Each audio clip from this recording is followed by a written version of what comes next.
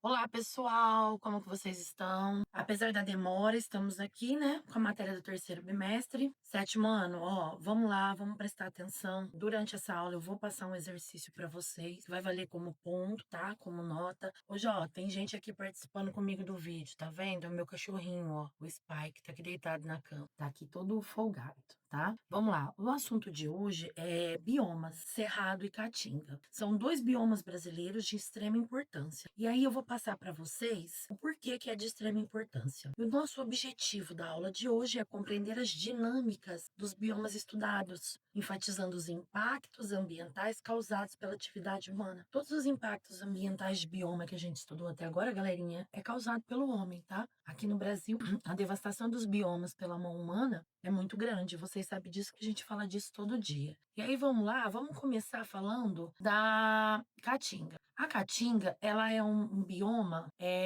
da região nordeste do Brasil. Ó, e não confunda, não é caatinga de fedor não, tá? Se fala caatinga. Ele é um bioma endêmico. A gente já fez isso no nosso vocabulário, tá? O que que é endêmico, galerinha? Lembra? É alguma coisa que só tem naquele lugar. Pode ser um animal, pode ser uma plantinha, nesse caso é o bioma. A caatinga só existe no Brasil. Não tem nenhum lugar no mundo que tenha esse bioma. Tá? E aí vamos lá, o clima da Caatinga, como que é? Tropical semiárido, com altas temperaturas e chuvas irregulares em poucos meses. O que que é isso? Tem um grande período de seca e as chuvas não têm um tempo certo para acontecer. Por exemplo, aqui na nossa região, você vai ter chuva ali pelo começo do ano, final do ano, que é quando tá quente, chove. Na época que nós estamos agora é seco. Nesse bioma na Caatinga não é assim. Pode chover esse mês, que não é de chuva, pode chover em outro mês, que é de chuva. As chuvas são irregulares, tá? E aí, o clima é semiárido. O que que é isso? É perto de um clima desértico, tá? Tanto que se você olhar a paisagem, também é uma paisagem seca, tá? Que é o que a gente vai falar agora. A vegetação tem predominância de plantas xerófitas. Marca essa palavra para o vocabulário, xerófitas. Pesquisem, e isso é para semana que vem, não amanhã, na outra semana. Aí vocês já vão me trazer o vocabulário com essa palavra, xerófita, tá? Que é como cactos, arbustos espinhosos adaptados à aridez. São plantas que necessitam de pouca água, porque ela acumula, ela tem raiz resistente e ela acumula, tá? O solo da caatinga é raso, pedregoso, rico em mineral, mas pobre em matéria orgânica. Ele tem muito mineral, porque o mineral ele é encontrado em rocha, mas matéria orgânica, que é aquela matéria que vem da decomposição de plantas, animais, é pouco, tá? E aí, pessoal, a gente tem que entender que esse bioma, eu fiz até uma anotação aqui, tá? Esse bioma, ele é extremamente importante na captura de carbono, tá? Que ele ajuda aí a retirar o carbono da atmosfera. Ele é muito eficaz. O porquê que ele é eficaz? Porque suas plantas são resistentes, tá? E mesmo em regiões mais secas, elas conseguem guardar o carbono na raiz e nos troncos, tá? E esse carbono é retirado do ar, ajudando a diminuir o efeito estufa, do aquecimento global, tá? É um bioma que ajuda muito, mas ele é extremamente ameaçado de extinção. Por quê? Parte dela é desmatada para criar gado, plantar e produzir a lenha de carvão. Além disso, como é um ambiente frágil e seco, quando a vegetação é retirada, fica difícil de recuperar, tá? Resumindo, a caatinga ajuda capturando o carbono da atmosfera, mas ela é ameaçada pelo desmatamento e uso descontrolado dos seus recursos. Acontece isso também. Por ser uma vegetação seca e uma vegetação que não é de uma aparência muito agradável, é autorizado o desmatamento para construção de fábrica, de indústrias, tá? Mas ele é um bioma de extrema importância para o nosso país. A gente já falou da vegetação, mas vamos falar especificamente aí de algumas plantas. Na Caatinga tem o xique-xique, é uma planta catácea, endêmica também, só dá lá na Caatinga. É um exemplo de espécie xerófita. Lembra que xerófita é a palavra de vocabulário. O solo é pedregoso, com pouca retenção de água, como a gente já disse, tá? E agora, ó, vocês não ligam pro barulho dos meus cachorros não, tá, gente? Agora a gente vai falar um pouquinho do cerrado. Falamos da Caatinga, que é do Nordeste, e agora nós vamos falar do cerrado. O cerrado, ele pega mais a região centro ali do Brasil, tá? Ele pega ali o centro-oeste, um pedacinho aqui do Sudeste, um pedacinho pequeno do Nordeste, um pedaço pequeno do Norte, porque ele pega todo o centro do Brasil, tá? E o cerrado, ele é a savana brasileira, né? Aqui chama cerrado, mas é o mesmo tipo de vegetação, é bem parecida com a savana da África. Ele também é considerado a caixa d'água do Brasil. Daqui a pouco a gente explica um pouquinho mais sobre isso, tá? Nele também, por causa dele, as bacias hidrográficas brasileiras são abastecidas. Por quê? Por causa da questão lá da caixa d'água.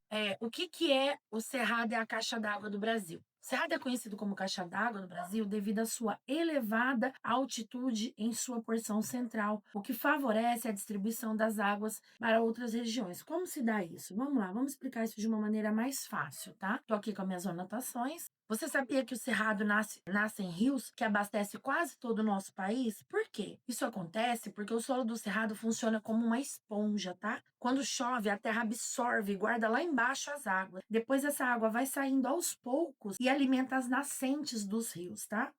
Por isso que o cerrado é tão importante. Ele tá no meio do Brasil, ele absorve como uma esponja, né? E dessa maneira ele abastece as principais nascentes dos rios. Entre eles tem o Rio São Francisco, que abastece, é o único rio perene do Nordeste. O que que é perene? A gente já viu. É o rio que não seca, tá? Ele não é intermitente, que seca na época da extinção das chuvas e depois ele enche. Ele é um rio que corre o ano inteiro. E ele é abastecido, sim, pela água do Cerrado, que está lá nos lençóis freáticos. O rio Tocantins, o rio Araguaia, o Rio Paraná, e ele também ajuda aí um pouco a bacia amazônica, tá? Então, resumindo, o Cerrado é a caixa d'água do Brasil porque guarda a chuva no solo e libera devagar, formando rios que abastecem várias regiões, tá? Então, sem ele, muita gente poderia ficar sem água. E aí a gente está falando da questão da água, né? Da hidrografia. A gente tem que falar também da vegetação do Cerrado. Como que é a vegetação do Cerrado? Ele não é uma mata densa, tá? O Cerrado não é uma mata densa. Ele tem árvores com troncos retorcidos, tá? A vegetação é muito seca, tem períodos de seca gigante e na sequência, quando tem chuva, é que essas árvores voltam a florescer. E aí, quando ele volta, né, a ficar verdinho, tudo é porque é a época da chuva. Mas vamos lá. O clima do Cerrado é tropical, típico, com duas estações bem definidas. O que que é isso? É quente e chuvoso, seco e frio. Ao contrário da Caatinga, o Cerrado tem bem definido a questão do tempo das chuvas, tá? Então, chuvosa no verão e seca no inverno. Composta por árvores de troncos retorcidos, como eu falei para vocês, são retorcidos. A casca delas é grossa, gramínea e arbusto, ele tem muita vegetação de porte pequeno, com raízes profundas. Gente, o cerrado também é rico em plantas medicinais. Muitas plantinhas aí que a avó da gente, no caso a minha avó, né, pessoal, de vocês não. A de vocês seria a bisavó de vocês, né? Porque a professora tá com os 44 anos dela, né? Então, a minha avó. Muitas plantas que minha avó usava para fazer chá, ela é típica do cerrado, tá? Ela dá no cerrado. E o solo do cerrado, ele é arenoso, ácido e de baixa fertilidade, natural, com pouca matéria orgânica. E aí, eu vou deixar para vocês agora uma atividade para vocês fazerem e me levarem, sem ser essa semana agora, na outra, tá? Valendo nota, valendo ponto de bimestre. Lembra? Eu quero que vocês me respondam. O cerrado é chamado de floresta de ponta cabeça. Por que que ele é chamado de floresta de ponta cabeça? E aí eu vou dar algumas sugestões. Será que é porque as árvores têm raízes profundas? Será que é porque as folhas caem? Será que é porque cresce de ponta cabeça? Eu quero que vocês me respondam. A pergunta é: o cerrado é chamado de floresta de ponta cabeça. Por quê? Por que que o cerrado é chamado de floresta de ponta cabeça? E aí eu vou corrigir na próxima aula, tá?